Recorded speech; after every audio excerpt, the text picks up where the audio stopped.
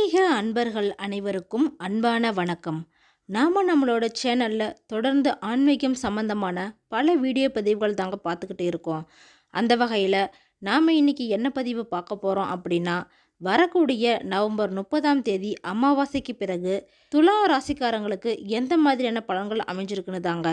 இந்த அமாவாசை நாளில் நாம் எந்த மாதிரியான வழிபாட்டு முறைகளும் விஷயங்களும் செய்யலாம் அப்படின்னு இந்த வீடியோ பதிவில் பார்க்கலாம். ஸோ வீடியோவை ஸ்கிப் பண்ணாமல் முழுசாக பார்த்து பயன்பெறுங்க. இந்த மாதம் அமாவாசை நவம்பர் 30ஆம் தேதி வருதுங்க. அன்னைக்கு காலையில் 11:04 ஆரம்பித்து அடுத்த நாள் மதியம் 12:20 வரைக்குமே இந்த அமாவாசை திதி நமக்கு அமைஞ்சிருக்குங்க. அமாவாசை தினத்தில் சூரியனும் சந்திரனும் நேர்கோட்டில் வருதுங்க. அதாவது ஒன்றை ஒன்று பார்த்துக்குது. அந்த நாளில் முன்னோர்கள் புண்ணிய லோகத்திலிருந்து பூமிக்கு வராங்க. அதனால் பித்ரு தேவதைகள் என்ற முன்னோர்களை வழிபட்டு அவங்களுக்கு மரியாதை செய்து அமாவாசை தினத்தில் புதிய காரியங்களை தொடங்கினால் நிச்சயம் நல்லதே நடக்கும் அப்படின்னு நம்பப்படுதுங்க. அந்த நாளில் நல்ல காரியங்கள் செய்வதால் எந்த ஒரு தீங்குமே நமக்கு ஏற்படாது.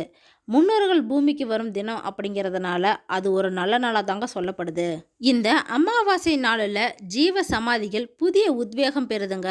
அநேக குரு பூஜைகள், அஷ்டான பூஜைகள் இப்படின்னு இது எல்லாமே இந்த அமாவாசை நாளில் தாங்க நடக்குது. இது மட்டும் இல்லாமல் பல கோவில்களில் நள்ளிரவு பூஜையும் செய்யப்படுது.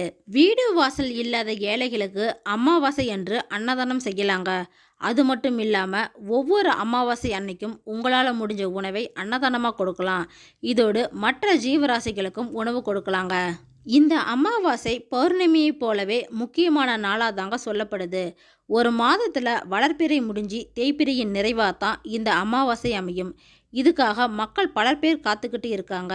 ஏன்னா இந்த அமாவாசையில் குலதெய்வ வழிபாடு, முன்னோர்களின் வழிபாடு, புதிய காரியங்களை தொடங்குவது இப்படின்னு இன்னும் பல விஷயங்களை செய்யறதுக்காக. அதனால் அமாவாசை அப்படிங்கிறதும் ஒரு நல்ல நாளாக தாங்க சொல்லப்படுது. இது வரைக்கும் அமாவாசையை பார்த்து பயந்தவங்க, தயக்கமாக இருந்தவங்க கூட எல்லோருமே தெரிஞ்சுக்குவாங்க, இதுவும் ஒரு நல்ல நாள் தாங்க. தெய்வ வழிபாட்டிற்கும் புதிய காரியங்களை தொடங்கவும் ஏற்ற நாளாக தான் அமைஞ்சிருக்கு. இந்த அமாவாசை நாளில் குலதெய்வம் இருக்கும் இடத்துக்கு போயிட்டு வர்றதும், குலதெய்வத்திற்கு விளக்கு ஏற்றி அபிஷேகம் செய்து வழிபடுறதும் ரொம்பவே நல்லதுங்க.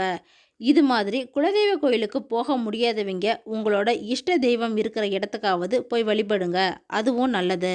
உங்களால் குலதெய்வ கோயிலுக்கு போக முடியல அப்படின்னாலும் வீட்டிலேயே அன்னைக்கு விரதம் இருந்து வழிபடுங்க, அதுவும் நல்லது. இது மட்டும் இல்லாமல் குலதெய்வம் தெரியாதவங்க கூட முருகனையோ அம்பாளையோ குலதெய்வமை எடுத்து அமாவாசை நாளில் வழிபடலாங்க. இது மாதிரி யாரெல்லாம் அமாவாசை அன்னைக்கு குலதெய்வ கோயிலுக்கு போயிட்டு வந்திருக்கீங்க அப்படின்னும், குலதெய்வ கோயிலுக்கு போயிட்டு வந்ததுனால இப்போ எந்த மாதிரியான பலன்களை நீங்கள் அனுபவிச்சுக்கிட்டு இருக்கீங்க அப்படின்னும் கமெண்ட் பாக்ஸில் சொல்லுங்கள். அதோடு உங்களோட குலதெய்வத்தின் பெயரையும் மென்ஷன் பண்ணுங்கள். குலதெய்வம் பிடிக்கும் அப்படின்னா ஒரு லைக்கும் பண்ணிடுங்க. இந்துக்கள் வழிபாட்டிலேயே அமாவாசை அப்படிங்கிறது ஒரு முக்கியமான இடத்தை பிடிச்சிருக்குங்க.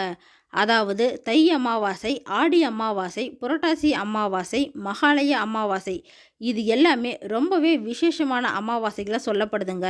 இந்த நாளில் நம்மோட முன்னோர்களின் வழிபாடு ரொம்பவே சிறப்பு வாய்ந்ததாக சொல்லப்படுதுங்க. முன்னோர்களை பித்ரு அப்படின்னு நாம் சொல்கிறோம். அந்த நாளில் முன்னோர்கள் நம்ம வீட்டு வாசலில் வந்து நிற்பாங்க அப்படின்னு காலம் காலமாக இருந்து வர ஒரு நம்பிக்கையாக இருக்குங்க. இப்படி நம் முன்னோர்கள் வரும் இந்த நாளில் அவங்களுக்கு பிடிச்ச உணவை படையிலிட்டு வழிபடலாங்க. அந்த நாளில் பித்ருக்களுக்கு அதிகமான பசியும் தாகமும் இருக்கும் அப்படின்னு தர்ம சாஸ்திரங்களில் சொல்லப்படுது. இந்த பசியை நாம போக்கி வழிபட்டால் அந்த குடும்பத்திற்கு நீண்ட ஆயுளும் அழியா புகழும் உடல் வலிமை செல்வம் இது எல்லாத்தையும் நம்மோட முன்னோர்கள் நமக்கு அள்ளி தருவாங்க அப்படின்னு நம்பப்படுதுங்க. இது மாதிரி படையலிட்டு வழிபட முடியாதவங்க முன்னோர்களை நினைத்து வீட்டிலேயே கூட எள்ளும் தண்ணீரும் எரித்து வழிபாடு செய்யலாங்க. இதைத்தான் தர்ப்பணம் அப்படின்னு சொல்லப்படுது. இதோடு வீட்டில் இருக்கும் பசுமாட்டுக்கு அகத்திக்கரை கொடுப்பதும் தர்ப்பணம் செய்த பலனை நமக்கு பெற்றுத்தருங்க. இதோடு புண்ணிய ஸ்தலங்கள் மற்றும் நீர்நிலைகளில் கூட இந்த தர்ப்பணம் செய்வது நம்மோட வழக்கத்தில் இருக்குங்க. இதனால் நமக்கு இருக்கும் பித்ரு தோஷங்கள் நீங்கி, நமக்கு தெரிந்தும் தெரியாமலும் செய்த தவறுகளும் பாவங்களும் நீங்கி எல்லா வகையான சகல சௌபாக்கியங்களையும் நம்மோட முன்னோர்கள் நமக்கு அருள்வாங்க அப்படின்னு மக்கள் இன்றளவிலும் நம்புகிறாங்க. இந்த அமாவாசை நாளில் அவங்களுக்கு பிடித்த உணவை செஞ்சு படையிலிட்டு அந்த உணவை காகத்துக்கு வைப்பாங்க. இதன் மூலியமாக நம்மோட முன்னோர்களே காக்கை உருவத்தில் வந்து அந்த உணவை சாப்பிடுவதாக காலம் காலமே உள்ள நம்பிக்கையே இருக்குங்க. இந்த அமாவாசையை பற்றி கருட புராணத்தில் முன்னோர்களுக்கு என்ன செய்ய வேண்டும் அப்படிங்கிறது சொல்லப்பட்டு இருக்குங்க. இது பெருமாள் கருடனுக்கு போதித்தது போல அமைந்திருக்கு. இந்த நாளில் தான் கண் திருஷ்டியை போக்க வீடுகளிலும் தொழில் செய்கிற இடங்களிலும் பூசணிக்காய் உடைத்து வழிபடுவது வழக்கமாக இருக்குங்க. நம்முடைய முன்னோர்கள் காலத்தில் இருந்தே நடைமுறை காலம் வரைக்கும் எல்லோரும் செஞ்சிட்ருக்கிற ஒன்றா இது இருக்குது. இது மாதிரி அமாவாசையை பற்றி நீங்கள் இன்னும் நிறைய தெரிஞ்சுக்கணும் அப்படின்னு ஆசைப்பட்டீங்கன்னா நம்மளோட சேனலில் பல வீடியோ பதிவுகள் இருக்குங்க. அதெல்லாம் போய் விசிட் பண்ணி பாருங்கள். அந்த வகையில் இந்த மாதம் வரக்கூடிய அமாவாசைக்கு பிறகு துலா ராசிக்காரங்களுக்கு எந்த மாதிரியான பலன்கள் கிடைக்க போகுதுன்னு பார்க்கலாம். சுக்கிரனை ராசி அதிபதியாக கொண்டவங்க தாங்க இந்த துலா ராசிக்காரங்க.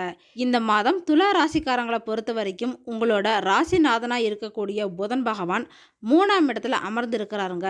8 கூடைய அட்டமாதிபதியாக இருந்தாலும் அவர் உங்களோட ராசிநாதனாக இருக்கிறதுனால 3ஆம் இடத்துல இருக்கிறது அப்படிங்கிறது மிகப்பெரிய சாதனைகளை ஏற்படுத்தி காட்டுவீங்க.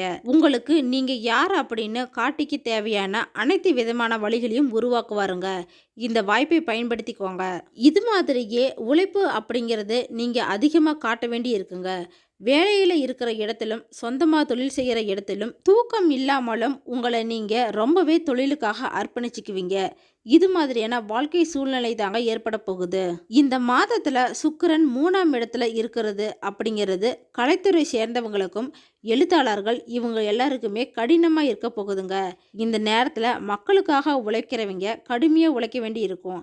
இதன் மூலியமா பெயர், புகழ், கௌரவம், சுகம், அந்தஸ்து இது எல்லாமே உங்களுக்கு இந்த மாதத்தில் அதிகமாக கிடைக்குங்க. துலா ராசிக்காரங்களுக்கு கொஞ்சம் இஎன்டி ப்ராப்ளம் ஏதாவது வரலாங்க. அதாவது கண், காது, மூக்கு, தொண்டை இது மாதிரியான பிரச்சனைகள் தாங்க. சில பேருக்கு தலைவலி, காய்ச்சல், இருமல் இப்படின்னு ஏதாவது வரலாம்.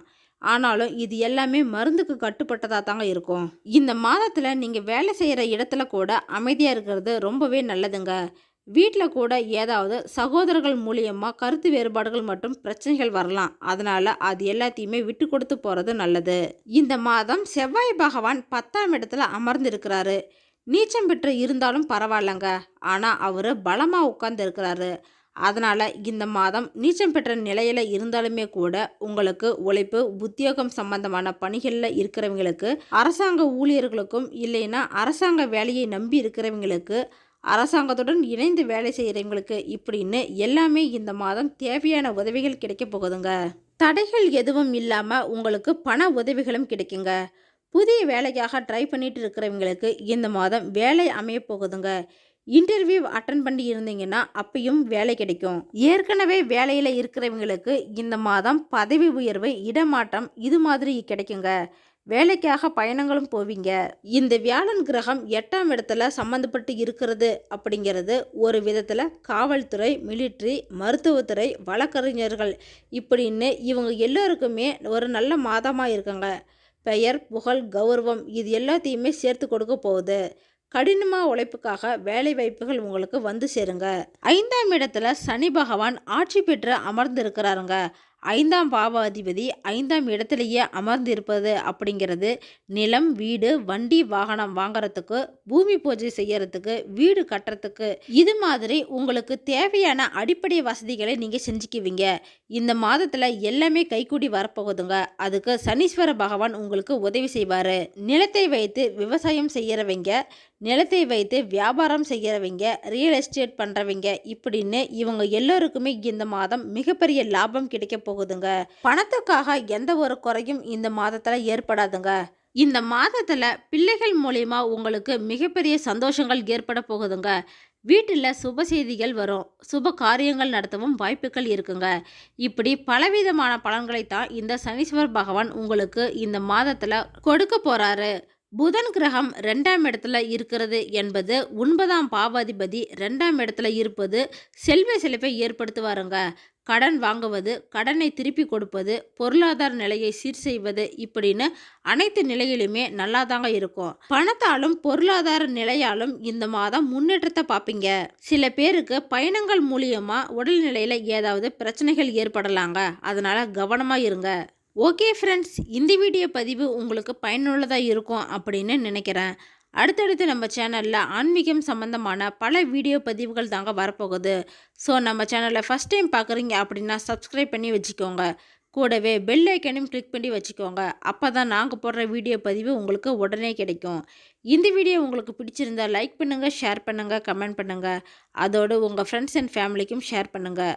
மற்றொரு ஆன்மீக தகவல் வீடியோவோடு உங்களை சந்திக்கிறேன். ஆன்மீக அன்பர்களான உங்களுக்கு நன்றியும் வணக்கமும்.